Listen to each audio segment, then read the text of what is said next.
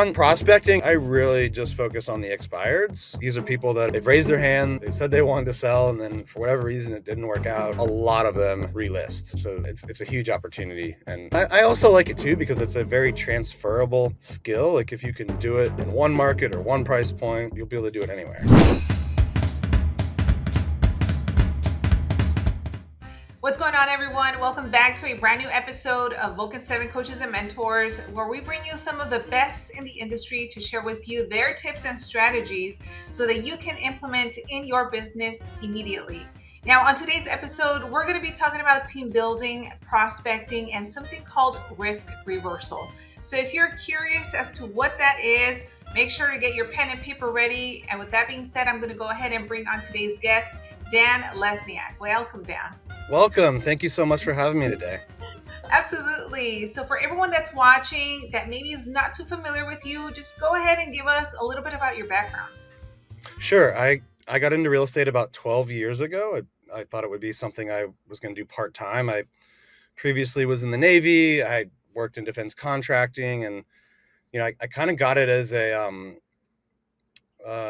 side hustle, I guess you could call it. And then also I wanted to get more sales experience actually, because I was interviewing for different jobs that wanted more direct sales experience. And they told me to like go try sales for a year and then come back. And the quick story was I did that. I ended up selling about 22 million my first year. So I quit my full-time job within a few months and then never went back and interviewed for like any other jobs. I just kept doing real estate.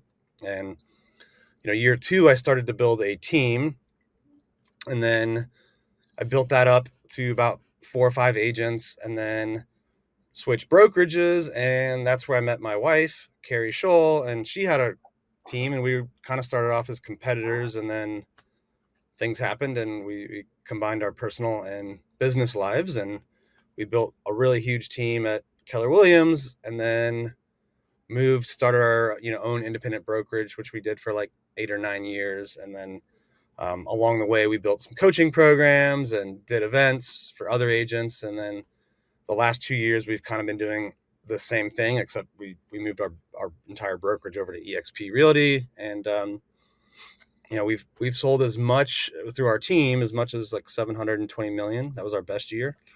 And right now we have a team of about 40 or 50 agents in the DC, Maryland, Virginia area. And then, we coach agents in a lot of different states, and then have agents that have joined us at EXP that we also, coach and mentor. That's awesome. That's awesome that you met your wife, through real estate. You mentioned quite a few things. I want to take it back to the beginning because you mentioned you were doing this part-time. And Yep. there's probably going to be a lot of agents that are watching this that are doing real estate part-time that eventually want to transition into this full-time. So for you, I mean, what did that schedule look like for you to be consistent and do the volume that you did? Yeah, great question. So my job was, 9 to 5, kind of, like most jobs. So then it it wasn't too difficult because most people wanted to see homes in the evening or the weekends, and that's when most sellers wanted to meet. So it really fit well with that. I had to fit in prospecting around the work schedule, obviously. So that was kind of a challenge, but I was able to do, usually an hour in the morning before work and then an hour or two after work. I didn't do as much cold calling as I do now. I started off by really focusing on the building that I lived in. So I would prospect, the prospect a lot in my own building just through networking, meeting people, doing like buyer seminars in the condo, for the different people that were maybe going to move up. And then a lot of what I did back then, we were really in a low inventory market, and kind of like we are today in many markets. Um, and I would kind of find out what a move up buyer wanted. There would be nothing on the market, and then I would go out and door knock or just call up the sellers or look on Zillow for sale by owners, or they used to have a make me move category, which they don't anymore, but I would contact those types of people and just, have a conversation like, hey, I have a buyer interested in, something like like this house, this would be a great fit. There's not much else on the market. Would you ever consider selling? And that's how I put together a lot of deals that first year, was just kind of finding the buyer first and then trying to find the listing off market. So you started to build that pipeline just through your networking and your efforts that you would do in the after hours or even before you started your regular job, right? Yeah, a lot of it was just through that. So then, as you get to the point where you're ready to now transition into this full time and leave what you were doing behind, at what point was it that you felt that, okay, you know what, let's start building a team, or I can't do this by myself anymore? Yeah, so I quit my full-time job, I think about 3 or 4 months into the journey, because I had more in my like 90-day pipeline than the job was going to make me in a year. So I thought, like, this is crazy. Maybe it's a little bit of a risk, but I think I'll be able to continue this. But at worst case, I have a year of salary already kind of built in. Mhm. And um and then at the end of that first year, I was averaging like 3+ deals a month, right around that level.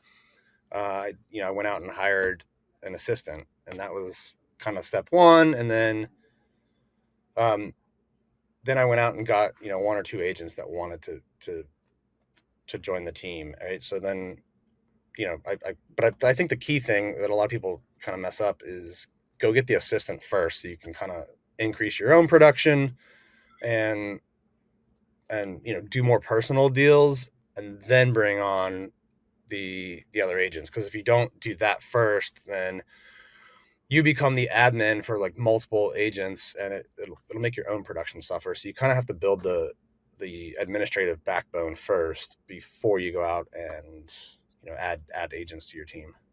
Yeah, no, definitely. Now, I know you mentioned a couple minutes ago, back then you were not doing as much cold calling. So you are doing it now, or what does that look like?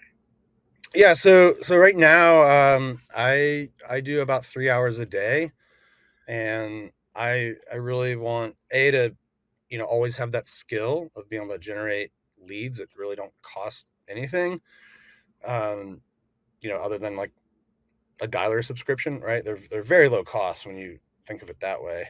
So I want to maintain that skill for myself, and then that I think that enables me to teach the agents on our team, and that we're coaching better if I'm still in the game. And then in order to get our team and EXP members doing it, like we do a daily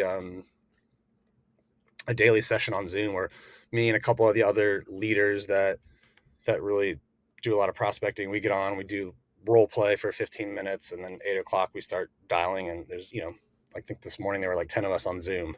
So it's just something to keep my own skills very sharp, bring in, a lot of extra deals, and teach others. Right. And it's been working really well the last couple of months. I've taken 3 listings that are all $1 million plus, um, just from expireds. That's awesome. Yeah, and I was about to ask, as you're prospecting, so you mentioned you're going after expireds. What other lead sources are you going after? Well, on prospecting, I really just focus on the expireds. I do some circle prospecting around open houses that we have for the team. So I think there's value in that. But I think the one I enjoy the most, just because it's the most now business, I think, is the expireds. These are people they've raised their hand. They said they wanted to sell, and then for whatever reason it didn't work out. And I don't know the statistics off the top of my head, but I think a lot of them relist, right? So it's Yeah, it's a huge opportunity. And I also like it too, because it's a very transferable skill. Like, if you can do it in one market or one price point, you'll be able to do it anywhere. exactly. Yeah, I'm glad that you brought that up because we see that happening a lot of times where agents they sign up with Vulcan 7. Maybe they move from Michigan to Florida, or myself, I moved from California to Florida. And just like you said, if you have the skill, you're able to have those conversations with these homeowners that if they still need to sell and you know what to say and how to help them, like they'll they'll probably hire you. Yeah, I mean it's all about repetition and just getting enough at bats, and eventually you'll figure it out. You just have to punch through Mhm. some initial period of uncomfortableness and you know getting the hang of it. But it's a it's got to be one of the best ways to get listing leads. Absolutely. Yes. Yes. Now, obviously you have also mentioned the team building. This is awesome, that you're tapping in with your team and your agents at EXP, and they can see you prospect and be hands-on. So when it comes to team building, you have been very successful at that, even with your wife. So can you kind of share what that has looked like and how you have scaled that over time? No matter how you generate the lead, or if it's a list in Vulcan, you have to have a conversation, right? So we've built up an inside sales agent team. Usually we maintain about 5 or 6 people in that role, and their only job is to call our leads. So we have many leads over the years. We've been doing this for a decade at a really high level. A lot of homes sold every year. you know I think our lowest year in the last 10 years was like 300 homes sold. So we have a huge database of past clients, past leads, and at the end of the day, you have to call them and have conversations. So our ISAs are doing that. Our buyers agents and listing agents are doing that as well. So they're calling leads every day. So no matter what type of business you run and how you get the leads, at the end of the day, it really all starts with a conversation. Mhm. So I know we mentioned the assistant, right? That's something that a lot of agents sometimes they get, they don't. At what point would you tell an agent, you're ready to maybe get a buyer's agent or start adding agents under you? Because sometimes I see agents, they get excited, they want to build a team, but they don't even have production going on, or they don't even know what to do. So what advice do you have for them? Yeah, I think you should hire some type of admin support, whether it's full time or virtual, when you're somewhere in the realm of like 2 to 3 deals per month. And then I don't really think you should go out and get buyer agents, team members, until you're at like 4 or 5 deals a month at least. Mhm. And I think a lot of people skip that step, and yeah, they're doing like 1 deal a month, and they don't get an assistant. They go get like a buyer's agent because they're like, well, I can pay them on a commission and have a split. But you still have all that admin work and task to do. Like the average hours per listing is 25. The average hour spent on a buyer is like 50 or 60, according to NAR. So Yeah. there's a lot of time that you can hire out to do. And if you don't want to start with someone either hourly or full time, you can go use transaction coordination services, and they're usually like $400 for a contract to close, and then usually $200 for listing prep. So the that money spent buys you back so much more time that you can focus on lead generation, right? Prospecting. So the Mhm. majority of your time in the business, I think, needs to be spent on lead gen and prospecting, and you need to free up as much time as you can. And then as you start to build the team, now your time needs to be spent really on lead gen, prospecting, and recruiting and training, and kind of setting the vision and for the team. But you most people just skip that step, though, of building the infrastructure and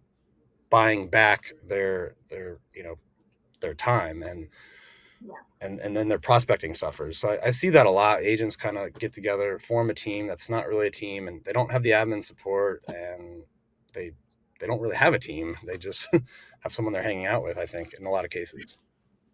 Yeah, and I think sometimes it's even those agents that end up losing motivation, or they get discouraged because maybe they start comparing themselves to other teams that are, excelling. And then, it defeats the purpose. They're not prospecting or doing what they're supposed to be doing at that point. So one thing that I brought up in the beginning that I know you talk about is risk reversal. So share with us exactly what that means, and just any details you want to give us. Yeah, so we've used risk reversal in marketing and in just negotiating buyer and seller agreements up front. And there's things I think in a transaction more so than more often than not on the seller side, but also applies to the buyer side. There's these different aspects of it that really create fear for sellers and buyers, and risk reversal is a way to alleviate that, right? So for years we've marketed, if you buy a home with us, we'll sell yours for free, or if you buy a home with us, we'll guarantee the sale of your home. And there's different levels and strategies you can do with that. And that marketing generates a ton of interested sellers for us. It's also a very effective closing tool when you're in front of a buyer or seller. If you were prospecting, for example, for an expired listing, a lot of times they're kind of tired of the whole process. They're tired of real estate agents, right? They don't trust real estate agents. And one way to just add that in your phone script is like, if I can get you the results you want and show you how I can actually guarantee it, or you pay me nothing, right? Would that be exciting for you? And that's really just going in at the end of the day. You go in the listing appointment, and you should know like a price that you definitely know it'll sell for. And if the seller agrees, right, it has to be mutual agreement. You're going to basically tell them, if I don't sell this price, I'll sell it for free, right? I'll reduce my commission by the amount of the offer you take, up to the amount of my commission, right? And that's an easy way, I think, for people that don't want to do the home sale guarantee, because there's that level of it too, where you're actually guaranteeing that you'll buy it, which we've run that program as well. But I think the easiest one for people to adapt is, hey, if I don't hit X price, in the next 60 days, I'll reduce my commission up to the amount that it sells for. Not to exceed the commission amount. You can also do it on the buy side too. Like, one thing we offer in our buyer guarantee, because now um, with the new laws, right, we all need to treat buyer appointments the same way as a seller appointment, which people you should have been doing all along anyway. But uh, one of the programs we offer buyers is like, hey, we have a love it or leave it guarantee, where if you don't love your house, after you get it in the next 12 months or 2 years, whatever you want, we'll sell it for free for you, right? We'll sell it without a listing commission. And again, these things, people get scared maybe that they'll lose commission or have to sell a home for free, but it brings you so much extra business that and so many happy clients that leave referrals and lead to more business, that even if every now and then you don't make commission on the deal, you're going to have like a 50x return on it. So that's how we use risk reversals. Okay, yeah, no, totally makes sense. And I love all of these different options and ideas. It's like you're thinking outside of the box. And just like you said, it's bringing in more business.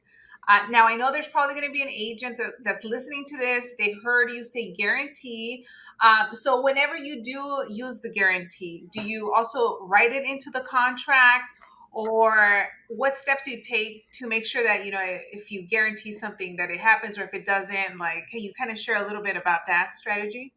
Yeah, it's just written into the listing agreement or the buyer agreement. Most states have like an others term section, or you can attach a one pager if you just have a standard way of doing it. And it really is just problem solving with the seller to create something that gives them more security, more peace of mind. Mhm. Yeah, absolutely. I think at the end of the day, that's what sellers want. It's like, if you put your money where your mouth is, I'm more likely to hire you, type of thing. Exactly. So, for right now, we're getting close to the end of the year, starting 2025 soon. What would you say are three things that agents need to be focusing on right now? Oh, that's a great question. Yeah, I think number one, expireds. There's just more coming up this time of year as well. So I would definitely focus on expireds. I would definitely focus on your sphere of influence, past clients. A lot of people that list in the spring, they think about it over the holidays. So get in front of your past clients now, in your sphere of influence now. And then another thing that we like to do this time of year is send out equity reports to past clients. So it can be something as simple as like screenshotting Zillow and the Zestimate of their home, and then just printing it out and sending them a note and saying like, "Hey, I saw this on Zillow and was thinking about you. You know, do you think this number is right that they have?" And then call them up right after you send it, and that way you're getting in front of them, before the holidays, before they start to talk to friends and family about moving. Awesome. Yeah. So for those of you that are listening, you might need to, rewind the last couple of minutes that Dan just mentioned.